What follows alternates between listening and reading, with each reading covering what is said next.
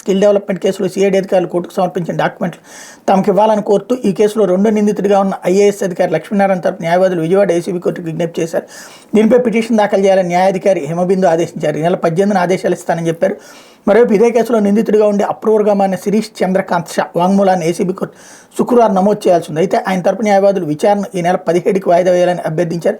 దీనికి న్యాయాధికారి హిమబిందు ఆలోచించుకుని చెప్తానని పాస్ ఓవర్ తీసుకున్నారు. అనంతరం సిఐడి అధికారులు షాను కోర్టుకు తీసుకొచ్చారు. అయితే ఆయన వాంగ్మూలాన్ని ఎప్పుడు రికార్డు చేస్తామన్న విషయాన్ని ఈ నెల 18ని చెప్తానని న్యాయాధికారి వెల్లడించారు. నిన్న ఆయన వచ్చాడు చంద్రకాంత్ షా. మరి ఆయన వాంగ్మూలం తీసుకోవడానికి పదే వాయిదా వేయాల్సిన అవసరం లేదు. ఎందుకు వాయిదా పడింది అన్నటువంటి తెలియదు. ఇంకోటి వాళ్ళ లాయర్లు వాదిస్తే ఆపడం ఎందుకు అన్నటువంటి తెలియదు. ఎందుకంటే అప్రూవర్గా మారినటువంటి అంశాన్ని మరి ఇంకో పక్కన టీవీ9లో వాటిట్లో వచ్చింది అయితే వాంగ్మూలం నమోదు అని వచ్చింది. మరి ఏది నిజమన్నటువంటి తెలియదు. ఈ రోజుల్లో పత్రికలు ఏది నమ్మలేకపోతున్నది. ఎందుకంటే పార్టీల ఎజెండాలతో వార్తలు రాస్తుండటం వల్ల నడుస్తుంది. ఇక్కడ వీళ్ళేమో వాంగ్మూలం నమోదు చేయలేదన్నారు, టీవీ9 ఏమో వాంగ్మూలం నమోదు చేశారన్నటువంటి పరిస్థితి. ఏం జరిగిందన్నటువంటి తెలియాల్సి ఉంది.